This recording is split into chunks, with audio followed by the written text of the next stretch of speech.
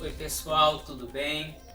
Estamos gravando esse vídeo aqui para falar de um tema que é muito importante, muito relevante para quem investe na Bolsa de Valores, que é a questão da tributação.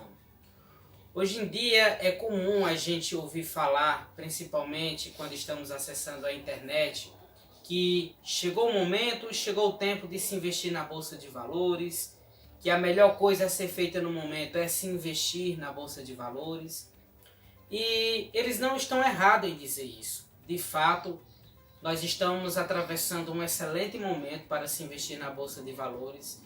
E a Caixa Money tem esse compromisso de mostrar para as pessoas a melhor forma de se utilizar o seu dinheiro e de se investir o seu dinheiro. E a Bolsa de Valores, sem sombra de dúvidas, é um excelente caminho para se buscar uma rentabilidade bem acima da nossa famosa renda fixa. Contudo, quando se investe na Bolsa de Valores, cria-se uma obrigação com a Receita Federal, que é a obrigação de ter que declarar o seu imposto de renda. E muitos investidores têm muitas dúvidas no tocante a como se faz a declaração do imposto de renda e das consequências da não declaração. Por conta disso, nós estamos aqui com o contador Gleidson Siebra. Muito obrigado, Gleidson. Ele é o contador da Caixa Money e ele irá nos esclarecer muitos pontos dúbios, muitos pontos de dúvidas acerca da tributação na Bolsa de Valores, Isso, né, Gleidson? Exatamente. E a gente já inicia com uma indagação assim bem bombástica, né? Por que que a tributação afugenta tanto os investidores da Bolsa? Pois é, uma boa pergunta. Primeiro, queria agradecer a convite, estar aqui com vocês na Caixa Money, é um prazer.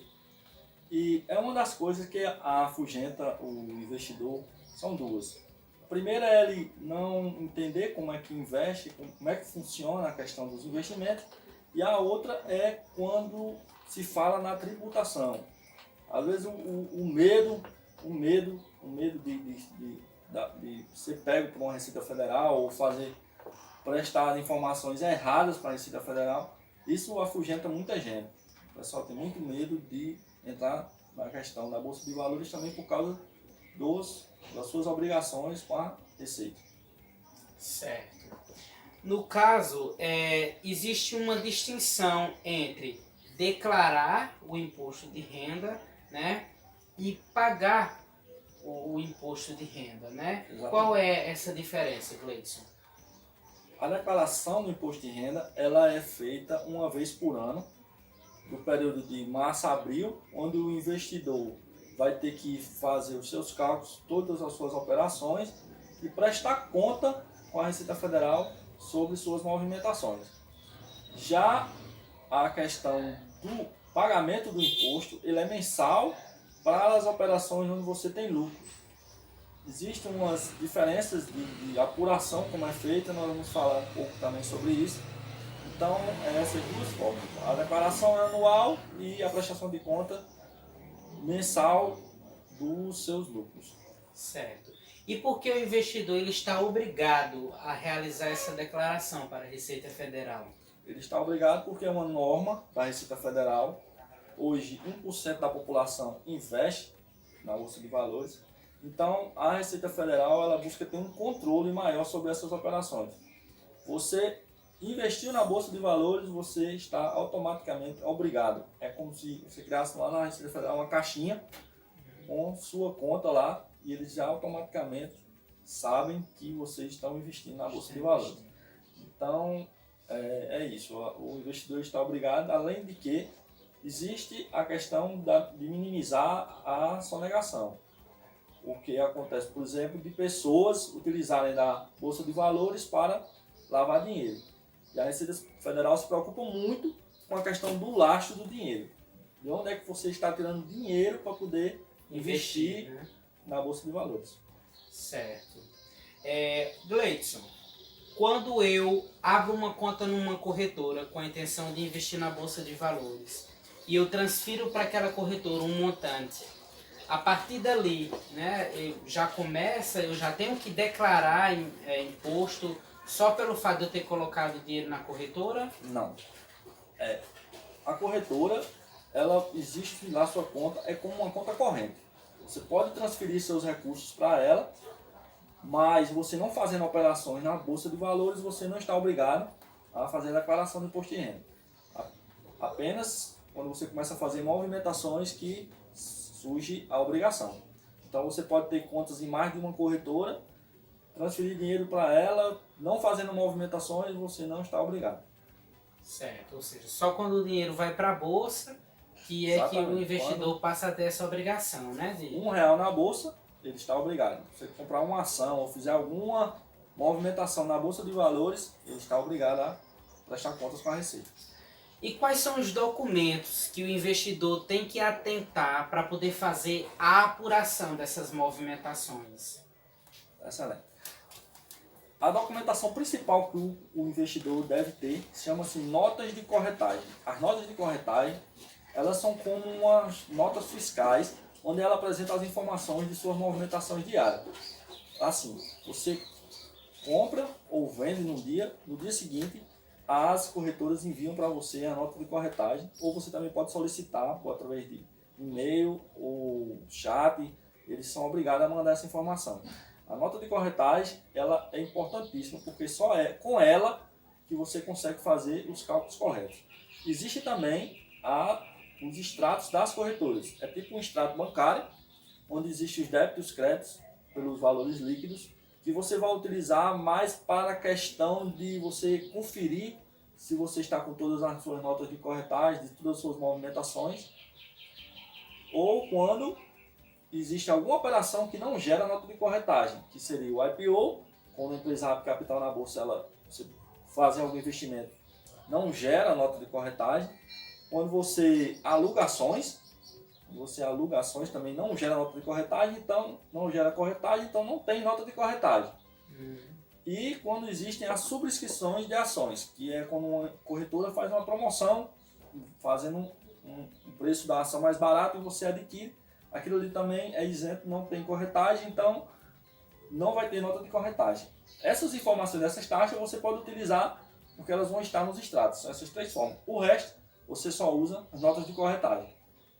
Também pode ser utilizado como uma forma de controle e organização do investidor, que são as planilhas de cálculo. Eu aconselho todo mundo fazer as planilhas de cálculo, porque é um benefício que o investidor vai ter na hora de fazer os cálculos e apurar os seus resultados. Certo.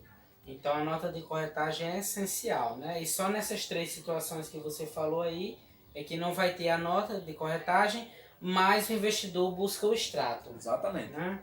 Certo. E assim, qual é a importância que existe, que se tem, para que o investidor faça a declaração de forma correta à Receita Federal?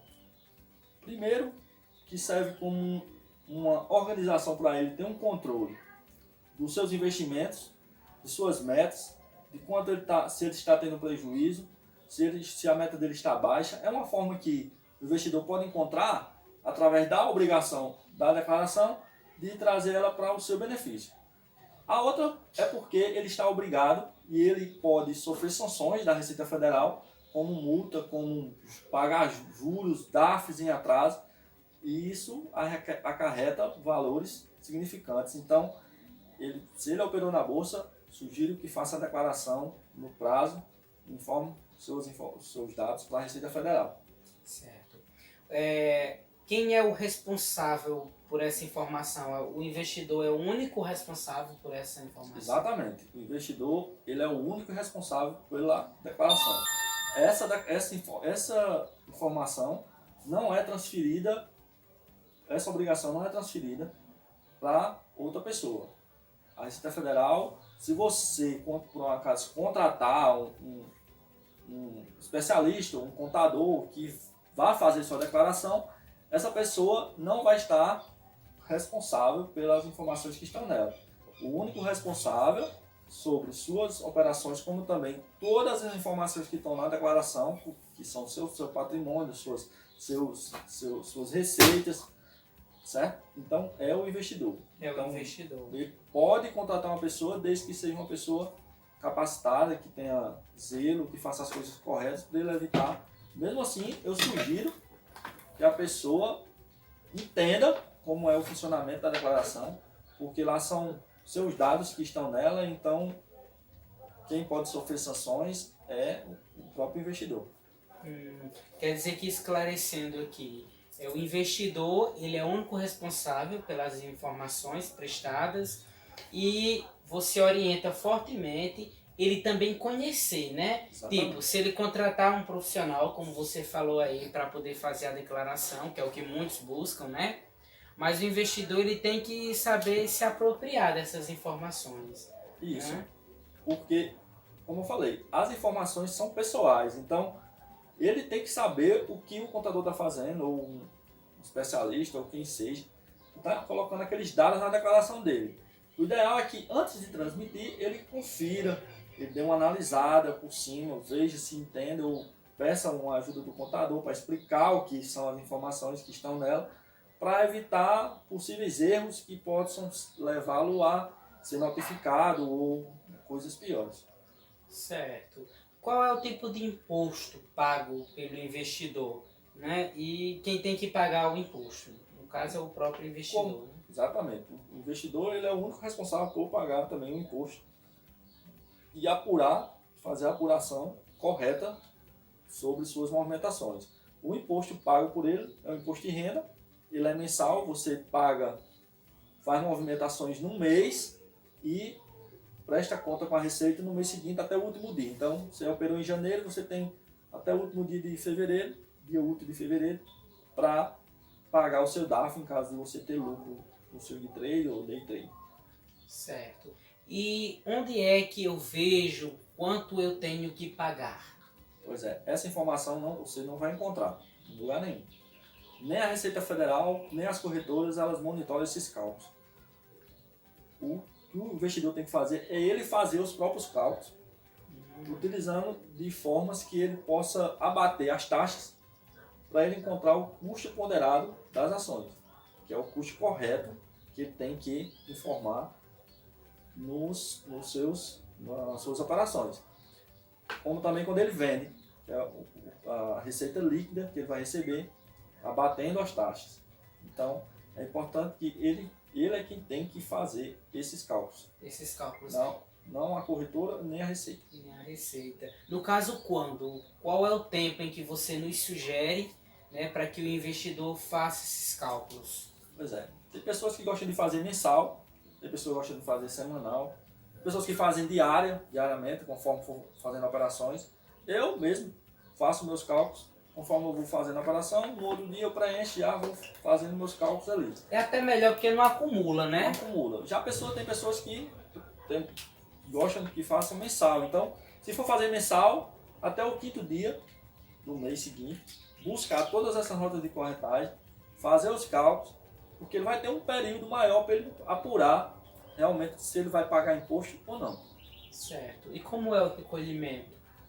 O recolhimento é feito através do DARF, que é o documento de arrecadação da Receita Federal, que o investidor pode fazer ele através do SICALC, que é o sistema da Receita Federal, onde você baixa ele, instala, você preenche suas informações lá, ou pode fazer também pelo SICALC Web, que também é da Receita Federal, ou muitos bancos hoje já disponibilizam lá a opção de pagar DARF e você só preenche e faz a quitação.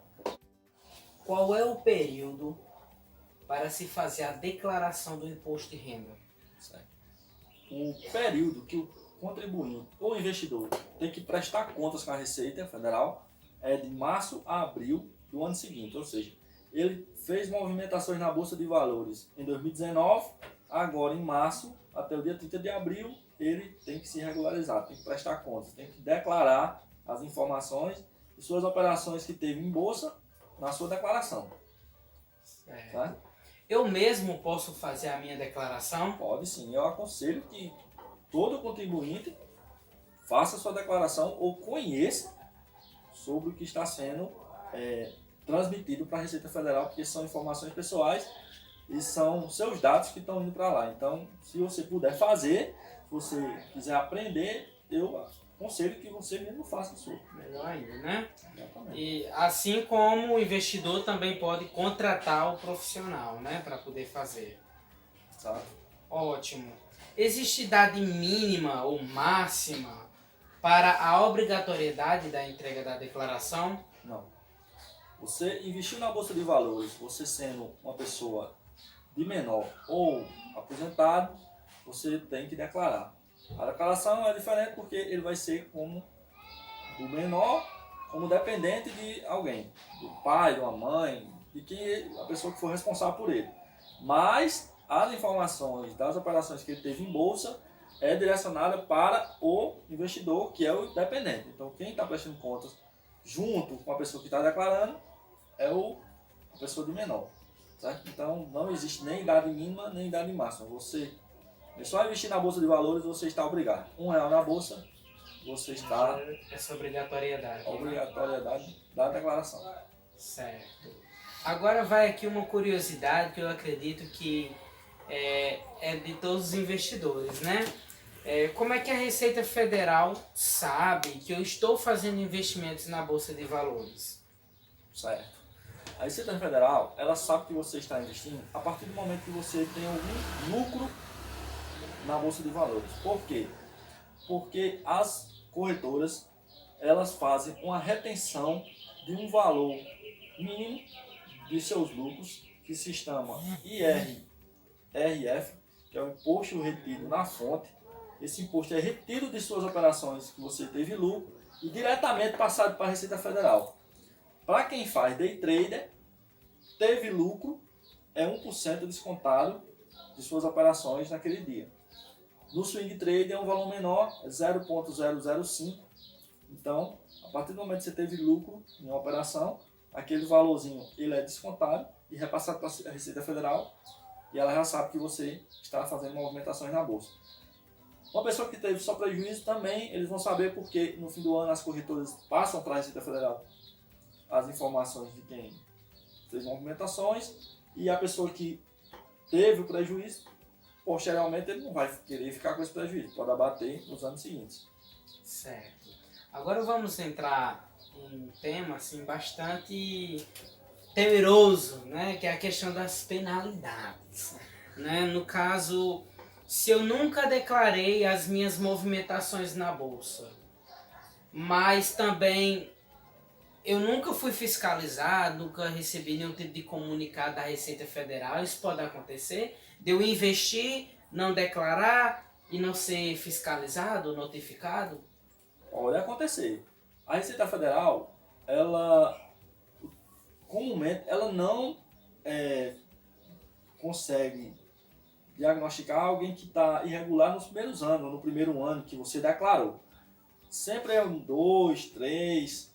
Pode acontecer de eles pegarem no primeiro ano se for um erro muito absurdo, a pessoa informou para a Receita. Mas quando eles passam filtro, aquelas declarações elas podem ser investigadas. Então, se você fez movimentação na Bolsa de Valores e não declarou ainda, eu aconselho que você baixe o sistema da Receita Federal, preencha suas informações e declare, porque para evitar futuras notificações ou multas e juros que a Receita Federal pode cobrar de você. Certo. E se eu tiver só prejuízo na bolsa? Mesmo assim eu sou obrigado a declarar? É obrigado, porque você fez movimentações na Bolsa de Valores, então você também está obrigado a declarar. E, como eu falei, você colocando essas informações em sua declaração, posteriormente você começando, tendo lucro, você pode abater de um ano para outro o prejuízo. Certo. E o que acontece comigo se eu não fizer a declaração? Pois é, existem duas formas que você pode acontecer com o investidor. São a malha fina, que é quando o CPF do contribuinte ou investidor fica como pendente de regularização, quando a pessoa está obrigada a declarar e não cumprir uma obrigação com a Receita Federal, ou que a Receita Federal achou que tem alguma coisa que está errada e você vai ter que explicar para eles. A outra forma se chama notificação, é quando existe algum erro ou alguma coisa que você deixou de declarar e a Receita também pede explicações para você. Então essas duas formas, ou malha fina ou notificação. Certo. essas notificações, como elas ocorrem? Elas só ocorrem através de caixa postal, ou seja, a Receita Federal ela não manda e-mail ou manda mensagem de texto ou liga para você falando sobre sua situação com ela. Eles enviam para sua residência, por isso que é bom quando vocês forem fazer a declaração manter o endereço de vocês atualizado, porque numa necessidade a Receita Federal vai conseguir localizá-lo. Então ela só entra em contato com o investidor ou contribuinte através de caixa postal, enviando para sua residência. Então não tem essa história da Receita enviar e-mail nem SMS não, né? Não. Pode ser até um hacker, né? Se passando por Receita Federal, né? Para disseminar na maioria das vídeo. vezes isso aí é golpe. Isso aí é golpe. Então é correr fora. Certo. Nesse caso, Gleidson, existe uma forma de eu saber se eu estou sendo fiscalizado pela Receita Federal? Existe. Para você saber, você pode entrar no sistema eCalc, que é um sistema dentro da Receita Federal, e lá você gera um código de acesso. Se você já declarou, você vai preencher, vai pegar o número que tem no seu recibo de sua declaração e vai gerar um código, e lá você vai ver toda a situação das suas informações pessoais que estão com a Receita Federal, se você tem alguma investigação ou não. Como também, se você nunca declarou, você vai preencher lá, gerar um código também com suas informações pessoais e você vê a sua situação junto à Receita. Também você pode ver, também dentro do site da Receita, como está seu CPF, a situação do seu CPF. É outro campo que você entra dentro do site e você consegue visualizar a situação do seu CPF. Certo? Ok, no caso, que penalidades eu posso sofrer se eu não declarar ou se eu declarar errado?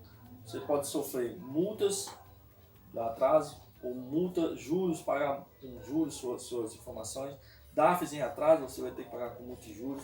A Receita Federal pode cobrar até 20% do valor do montante a mais do seu lucro que você ia declarar. Então, além de que, todo o seu patrimônio pode ser investigado. Então a Receita Federal pode investigar os seus últimos 5 anos de todo o seu patrimônio que você tem, se você não declarou ou se você esqueceu de declarar. Então é ficar atento para evitar, preencher correto, fazer as coisas organizadas para evitar esse tipo de risco que é dor de cabeça para quem cai. Certo. E aí, Gleison, uma das principais penalidades é a questão do CPF, né? Existe uma diferença entre o CPF sujo e aquele CPF que está pendente de regulamentação, né? De regularização da Receita? O CPF sujo é quando você compra em loja, você faz alguma operação financeira e não quita suas obrigações. O CPF pendente de regularização não. É quando a Receita Federal ela bloqueia o seu CPF e as operações que você fazia como conta em banco, cartão de crédito, todas as operações que precisar do seu CPF você não vai conseguir fazer enquanto você não se regularizar com a Receita Federal. Então, recebeu uma notificação, entra no site, busca informações. Querendo ir na Receita Federal, você pode ir até uma unidade mais próxima, só que suas pendências elas só são resolvidas por você na internet. Você tem que resolver na internet, lá eles não vão resolver. Então, teve uma pendência com a Receita, preenche suas declarações, retifica o que for para retificar e envia, que a Receita Federal tem 5 dias úteis para liberar o seu CPF. Certo. Se eu recebi uma multa ou uma DARF da Receita Federal, o que é que eu devo fazer? A primeira dica que eu dou é não pague essa DARF, porque a Receita Federal, como eu expliquei, ela só visualiza seus lucros. Então, ela vai arbitrar um valor que você tem a pagar e você não vai pagar porque não é o devido que você tem com ela. Então, a primeira coisa é não pague. A segunda é entre nos sites, se informe, veja quais são suas pendências para se regularizar. Você mesmo faz seus cálculos e quita suas obrigações. Certo. Agora eu vou trazer aqui uma situação, certo? Eu operava na bolsa, parei de operar, né? Mas o meu CPF está com problemas, continua com problemas, por conta de alguma declaração que eu não fiz, algum imposto que eu não paguei. E aí, no caso, o que é que eu devo fazer? Eu já parei de operar na bolsa, eu não opero mais. Primeira coisa que tem que fazer é verificar suas informações junto à Receita, preencher a declaração, ficar quites com a Receita para poder ter o CPF normalizado. Lembrando que uma pessoa que teve, por exemplo, prejuízos e não declarou suas operações na Bolsa de Valores, ela não vai poder compensar no ano seguinte esses prejuízos. Certo. Então é importante, né, arquivar a documentação. A documentação ela tem que ser arquivada por no mínimo 5 anos. Notas de corretagem, extratos das corretoras, planilha de cálculo e os informes de rendimentos. Os informes de rendimentos são enviados para os investidores no começo do ano. Agora eles enviam esses informes de rendimentos, onde o investidor pode estar absorvendo alguma informação que tenha nele lá. Só que ele não serve para os cálculos. Os cálculos só são feitos pelas notas de corretagem. Certo. E se eu perder as notas de corretagem? Se você perder a nota de corretagem, você pode entrar no site da sua corretora, através de e-mail. Eles têm a obrigação de mandar para vocês essas informações. Até se uma corretora falir, eles são obrigados a ter essa informação junto com eles. Então eles mandam através de e-mail, ou você pode ligar solicitando e pede essas informações de volta para você. Mas não vamos levar em consideração que você vai arquivar tudo certinho, mensal, deixar na pastinha, para você não ter esse problema. E arquivar também no computador, para dúvidas. Então, não vamos cair nessa de deixar para depois para a Receita Federal ir atrás de corretora não, porque daqui a 4 anos a pessoa não lembra mais nem o que fez. É verdade, viu? Por isso que é importante, né? Guardar as notas de corretagem e tal. E aí, no caso, Gleidson, se eu começar a ser fiscalizado pela Receita Federal, qual é o aparato de documentação que eu tenho que apresentar para ela?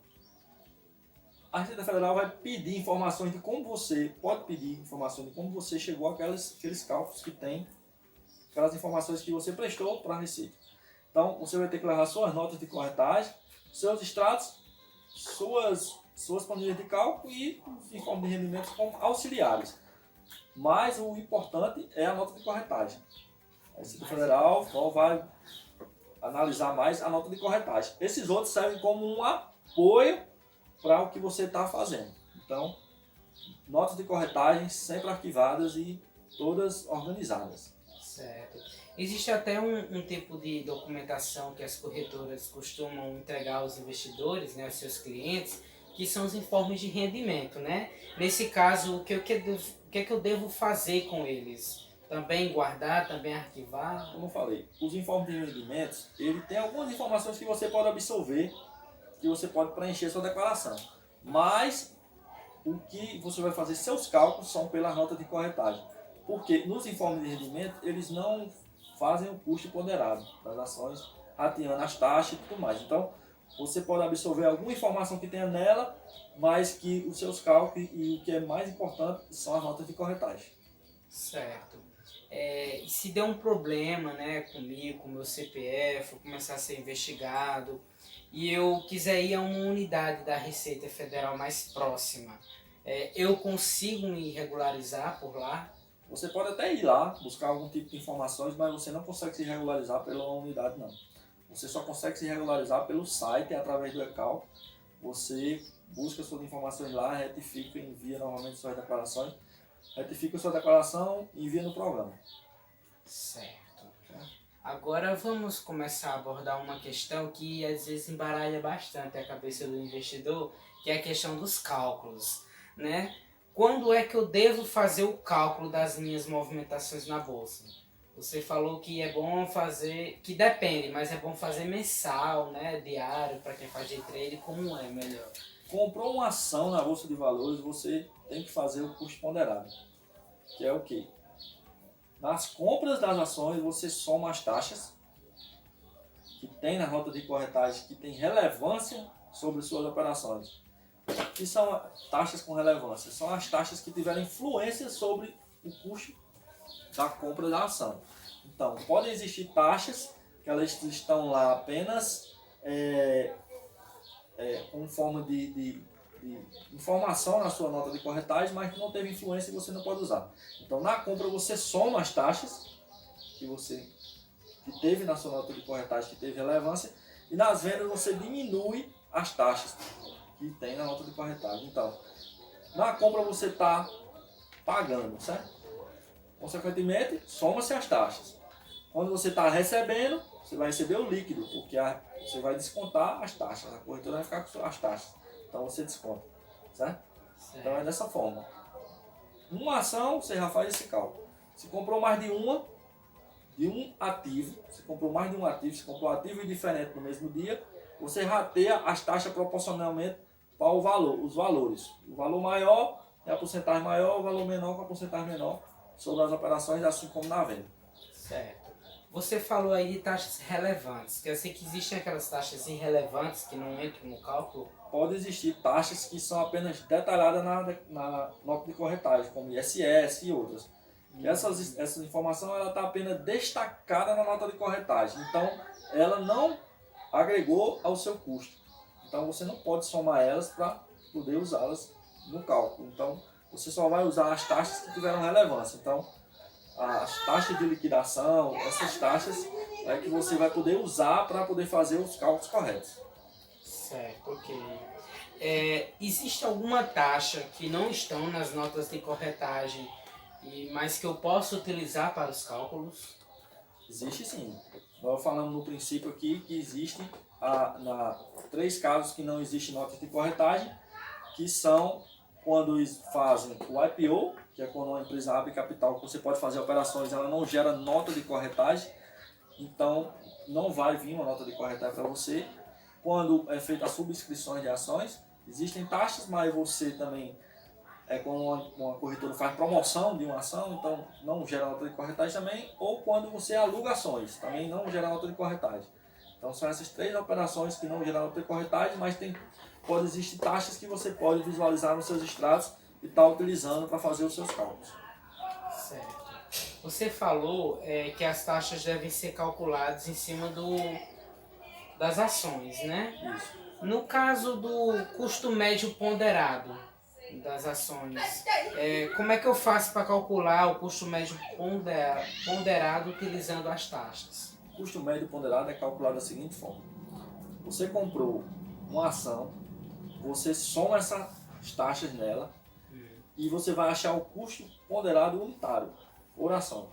Porque se você chegar no dia 31 de dezembro com essas ações, quando você for prestar conta com a Receita, o custo unitário que você encontrou, você também vai ter que informar. Você vai informar o valor total da sua compra com as taxas, mas você também vai informar o valor unitário da sua compra. Então, você faz o custo unitário e o custo total, somando as taxas. Se você comprou mais de um no mesmo dia, você rateia, como eu expliquei, as taxas proporcionalmente para o valor maior. Se você comprou 1000 ações, 300 de um tipo, R$300, por R$1000, por exemplo. Você comprou R$700 de um ativo e R$300 de outro ativo. E nesse dia tiveram R$10 de taxas, você rateia R$7 para os 700 e R$3 para os 300. Então, para isso você vai encontrar primeiro o custo unitário ponderado e o custo total também ponderado. Na venda quando você vai fazer o cálculo da liquidez. Então você vai diminuir as taxas. Mesmo exemplo, se você vendeu R$1000, R$700 numa venda pelo valor da venda, você diminui os R$7, se foi mesmo os R$10 de taxa, diminui os R$7 dos 700 e diminui os R$3 dos 300 e encontra o seu custo de liquidez. Isso você vai ter que fazer os cálculos por ativo, certo? Não é por montante, não é por mês que você faz o cálculo geral, não. Você tem que fazer o custo ponderado por ativo. Porque quando você for informar para a Receita Federal, você vai informar por ativo. E também porque quando você vai fazer as suas apurações de lucro ou prejuízo, você faz por ativo. Então, o custo ponderado é por ativo, por compra ou venda de tipo de ação, de um ativo, de uma empresa. Certo. Agora eu vou trazer uma outra situação aqui bem diferente. Vamos supor que eu faço negociações em 2 corretoras, certo? Eu tenho conta em 2 corretoras. E eu comprei o mesmo ativo, tanto em uma como em outra. Nesse caso, o que é que eu devo fazer? O que você deve fazer é fazer os cálculos separados. Por quê? Para você achar o seu custo ponderado de uma corretora e de outra, podem existir taxas diferentes, apesar de ser o mesmo ativo, você faz os cálculos separados.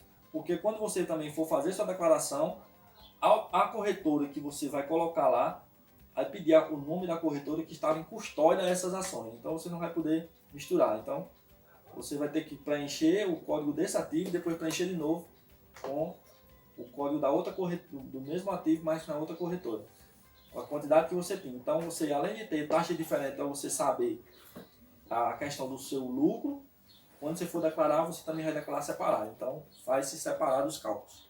Certo. Algumas pessoas, alguns investidores gostam de utilizar a estratégia buy and hold, né? Quando vão investir, quando vão realizar os seus investimentos. No caso, quem tem carteira buy and hold deve fazer os cálculos? Deve sim.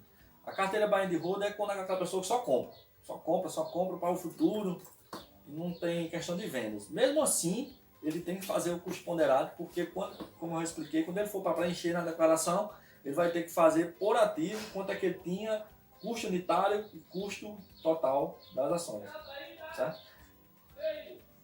Por exemplo, você comprou um ativo agora em janeiro. Em fevereiro você comprou mais dele. Você tem que ir fazendo o custo de janeiro. Primeiro você faz o custo do dia que você comprou. Depois você se comprou mais. Se você não comprou mais em janeiro, beleza, você já tem um custo ali de janeiro. Fevereiro você comprou de novo. Já faz outro custo de fevereiro, junta e acha um custo médio ponderado. Que o custo médio ponderado é levando em consideração o valor que tem mais peso, a quantidade que tem mais peso na compra das ações. Certo? Certo. Nesse caso, Gleison, nos esclarece melhor essa questão das alíquotas para quem opera na Bolsa de Valores? Que a gente falou aqui do buy and hold, né, do swing trade, existe o day trade também. Nos explica, nos esclarece melhor a questão dessas alíquotas aí. Para quem faz swing trade, existe uma vantagem, que se chama a isenção dos 20 mil. Como assim? Você pode ter vendas dentro de um mês até 20 mil que você está isento de pagar o imposto de renda. Se você passar dos 20 mil dentro do mês de vendas, você vai pagar os 15% de imposto de renda para a Receita Federal. Lembrando que os que estão destacados na nota de corretagem, os que são os dedos duros para a Receita, que é o imposto retido da fonte, você pode abater quando você encontrar o valor do DARF, você diminui esses valorzinhos para encontrar um valorzinho menor. Para o day trader, esse não tem perdão, é 20% em cima do lucro.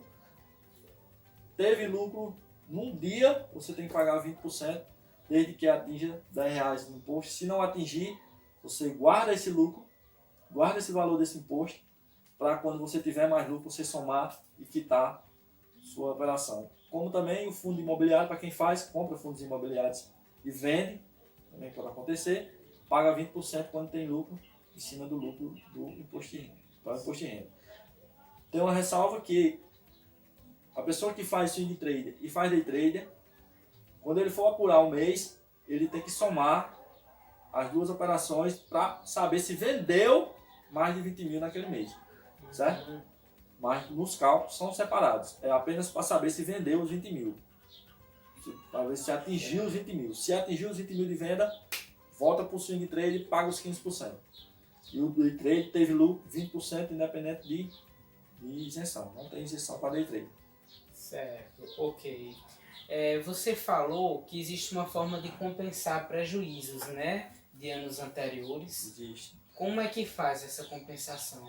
Para você compensar anos anteriores que você teve de prejuízo na bolsa, você tem que deixar essa informação nas suas declarações.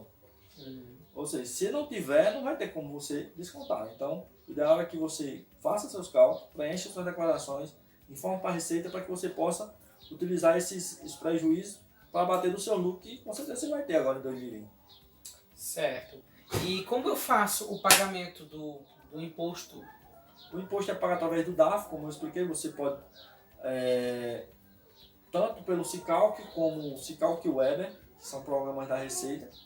Você pode preencher lá, imprimir, ir num banco e pagar, como também hoje tem muito acesso a aplicativos e quem tem acesso à internet, ou então até no banco, você pode ter a opção lá de você pagar o seu DARF, aí você preenche com a informação do lucro e paga.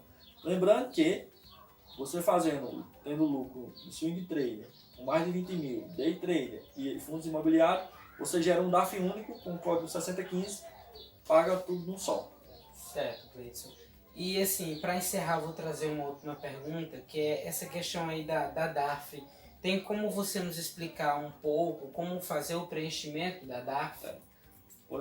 Digamos que a gente está com a DAF aqui. Primeiro item dela, seu nome, CPF, período de apuração do mês que você teve operações na bolsa, ou seja, sempre o último dia do mês que você teve operações. Se você operou janeiro, 31/1/2020. Se você operou dezembro de 2019, 31/12/2019. Sempre o último dia do mês. Vencimento até o último dia útil do mês subsequente às suas operações. Então, se você operou agora em janeiro de 2020, você tem até dia 29, até dia 31, até dia 31 de...